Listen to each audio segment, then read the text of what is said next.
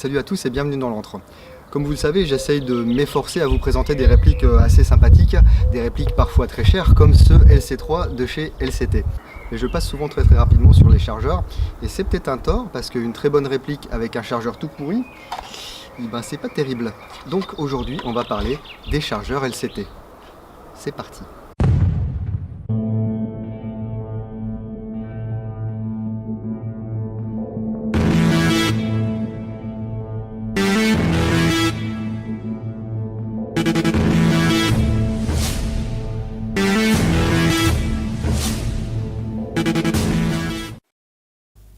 Attendez, quoi, une vidéo sur des chargeurs? Ouais, bon. Pourquoi?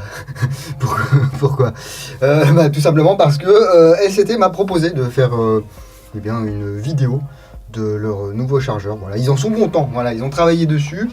Ils ont travaillé sur le rendu, ils ont travaillé sur l'interne, ils ont travaillé sur l'efficacité, ils ont travaillé sur le feed. Et puis du coup, ils m'ont proposé de m'envoyer des chargeurs pour les répliques LCT que je possède. Alors pas toutes, parce que je n'ai pas reçu de chargeur pour le PP19 Vitiaz, qui reste la réplique LCT que je possède, que je préfère, voilà. Mais j'ai reçu des chargeurs type 762, AK, AKM, AK103 comme celle-ci, etc. Donc chargeur mid-cap et high-cap, des chargeurs type 545, AK74, couleur plum ici, pareil, mid-cap et high-cap, et des chargeurs pour LC3. J'aurais demandé de m'envoyer que des chargeurs mid-cap pour le LC3, mais il y a les chargeurs qu'ils appellent Stripe et les chargeurs Plain. Si vous aimez bien les belles répliques et surtout les belles répliques d'armes russes, plus tout ce qui est déclinaison de Kalash roumaine, bulgare, pakistanaise, etc. LCT est relativement incontournable, mais ce qu'on sait parfois moins, parce qu'on en voit peut-être moins dans les boutiques, c'est que LCT a toute une gamme de chargeurs pour aller sur leurs répliques. Vous pouvez les voir défiler à l'écran, il y a vraiment beaucoup de types de chargeurs. Alors il n'y en a pas toujours eu autant. Pendant longtemps, il y a eu deux types de chargeurs, un high cap, un mid cap, mais là on va retrouver toute une gamme avec des single stack, c'est-à-dire des chargeurs à pile simple, des double stack, c'est-à-dire des chargeurs à pile imbriquées, ce qui va permettre de faire varier la capacité en billes sur les mid-cap. Et on retrouve également du high-cap à molette, pour les gens qui ne veulent pas transporter 36 chargeurs. Alors je vous mettrai les prix au fur et à mesure ici, là. Ce sont les prix conseillés de vente en dollars US. Il y a fort à parier que si vous retrouvez ça dans nos chères boutiques françaises, européennes ou même dans d'autres pays du monde, ça soit pas tout à fait les mêmes prix. En général, vous convertissez en euros, vous rajoutez entre 20 et 40%, et puis ça vous donne le prix final que vous avez en boutique. Je vous propose de débarrasser cela, et puis on va s'intéresser un petit peu plus en détail aux chargeurs que LCT m'a envoyés. Globalement, ça se présente comme ceci, voilà, c'est livré dans un packaging en plastique. Packaging qui va aller très vite rejoindre la poubelle. Seulement, pourquoi je vous les montre? Eh bien, parce que vous avez un petit code ici sur chaque boîte qui vous permet d'aller voir le chargeur.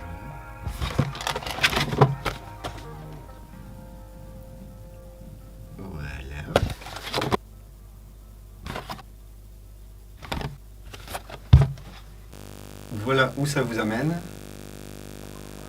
Ah là là, la K12. Il va y en avoir pour tous les goûts. Par exemple, sur le LC3, vous avez soit du mid-cap 140 billes, soit 500 billes en plain ou en stripe. Donc ici, stripe, coque-acier, interne plastique. Ici, on a un follower qui vient bien pousser jusqu'à la dernière bille. Alors ça va pas les pousser jusqu'en haut du bloc hop-up, ça c'est dommage. Donc il vous restera entre 3 et 4 billes à chaque fois quand vous allez ôter votre chargeur. Par contre vous n'aurez pas de billes qui restent dans le chargeur. Ils ont vraiment un look très sympa. La version plain. Donc ça va être selon votre version de LC3. Et puis selon vos envies aussi, hein. On n'est pas obligé forcément de faire de l'historique. Voilà. Donc ceux-ci ce sont des versions mid-cap 140 billes. Et on va voir tout à l'heure si ça fit bien.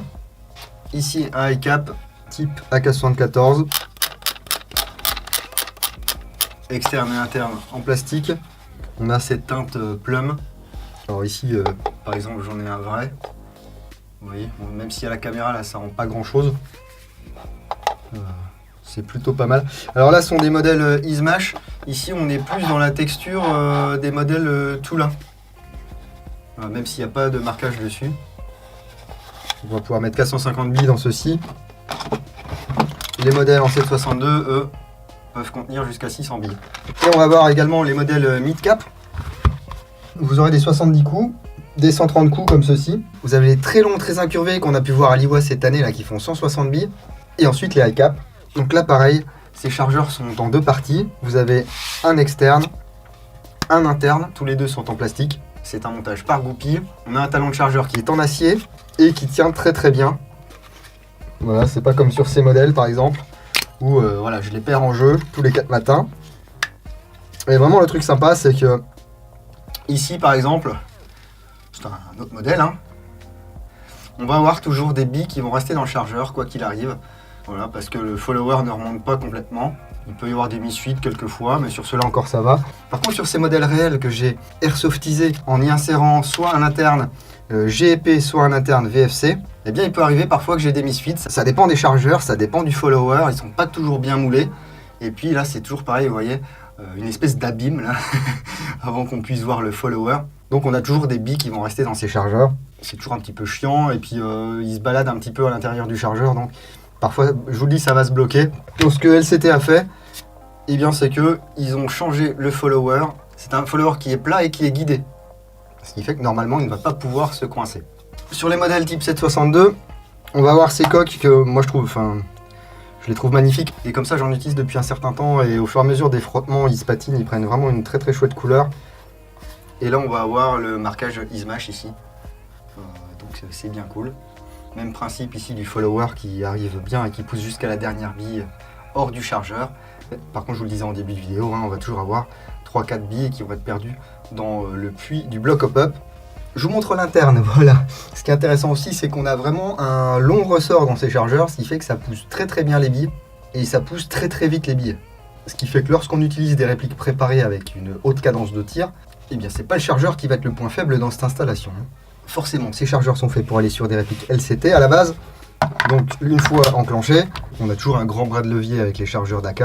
Donc c'est normal qu'il y ait un petit peu de jeu, mais ça va pas balloter dans le puits de chargement. Donc là j'ai un AK-103.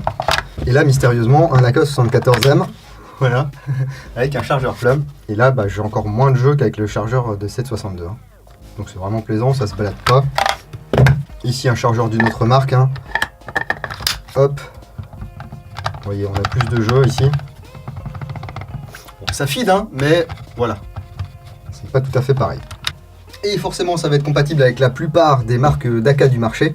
Alors, je n'ai pas d'AK GEG, donc si vous avez un pote qui a des chargeurs LCT, demandez-lui à tester, parce que je sais que les AK GEG sont des fois un petit peu tatillonnes dès qu'on met pas des chargeurs GEG dedans. Hein.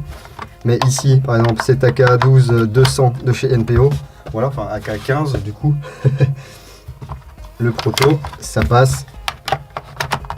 Ça passe très très bien. Et vraiment, ceux en polymère, il n'y a pas de jeu, c'est vraiment très très sympa. Et tiens, puisque je vous parlais de GG, ici j'ai la K12-400 de chez NPO AEG qui était faite sur une base, un corps de RK74. Et bien, on va pouvoir voir que c'est un petit peu la misère, voilà, parce que là du coup, c'est pas très. Voilà. Avec ceci, ça passe.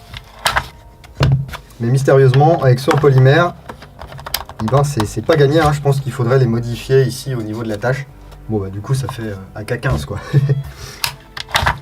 Si vous cherchez de bons chargeurs pas encore trop chers, eh bien Go LCT pour vos AK. Pour le SC3 de toute façon il n'y a pas beaucoup de choix. Et puis pour tout ce qui est ASVAL, VSS, etc. de chez LCT, PP1901, RPK, j'en passe et des meilleurs, eh bien vous avez toute la gamme qui est disponible. Hein.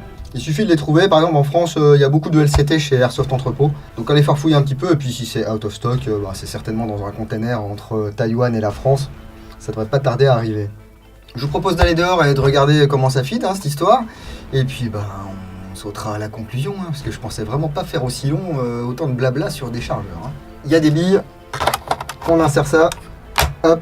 Je peux vous dire que même dans le LC3, il y a vraiment zéro jeu. Une fois que c'est dedans, c'est dedans. Hein.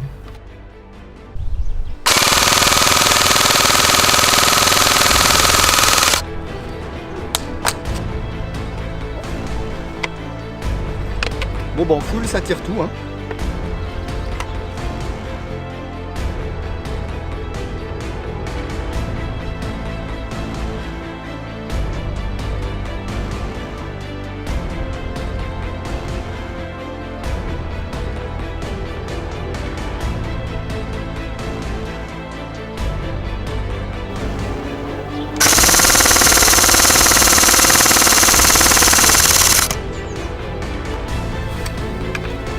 En full, pas de billes.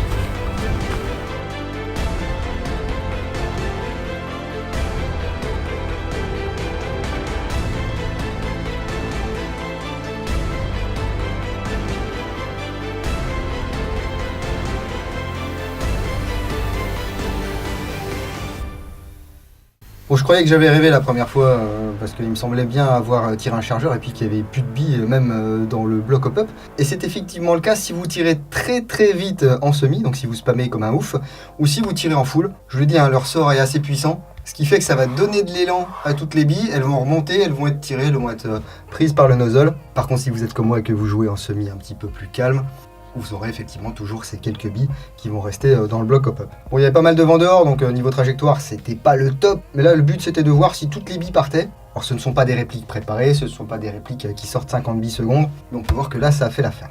Voilà pour ces chargeurs LCT. Je pense qu'il n'y a pas besoin d'y passer beaucoup plus de temps. Vous avez compris l'essentiel. Si vous possédez ces chargeurs, n'hésitez pas à me dire ce que vous en pensez dans les commentaires de la vidéo. Moi, ce sont mes premiers chargeurs spare d'AK LCT. Écoutez, que ce soit au niveau du rendu, au niveau de l'interne ou au niveau des performances, je suis content. Voilà, et c'est pas parce qu'ils m'ont envoyé ça gratuitement, les gars. Merci une fois de plus à LCT de m'avoir envoyé cet échantillon de chargeurs. Ils souhaitaient communiquer dessus. Bon, bah écoutez, je me suis dit, allez, c'est LCT quand même, hein, c'est pas Jojo le rigolo. C'est vrai que c'est la première fois que je fais une vidéo complète sur des chargeurs qui n'ont pas une fonction spécifique. C'est pas pour ça que c'est de la pub, c'est une alternative, les gars. Voilà, si vous cherchez des bons chargeurs, bah, LCT, faites bons chargeurs. Voilà, si vous voulez, vous pouvez poser un petit like sur cette vidéo, ça fait toujours plaisir. Je ne vous propose pas de lien vers MyTip sur cette vidéo parce que c'est pas une vidéo qui m'a nécessité beaucoup de travail. Donc faut pas non plus abuser, hein. Vous pouvez suivre toute l'actu de l'antre soit sur la page Facebook, soit sur www.l'entredudingo.com. N'hésitez pas à farfouiller. Si vous allez en jeu ce week-end, n'oubliez pas, jouer sérieusement mais sans vous prendre au sérieux. Et moi je vous dis à bientôt dans l'entre du dingo. Bise.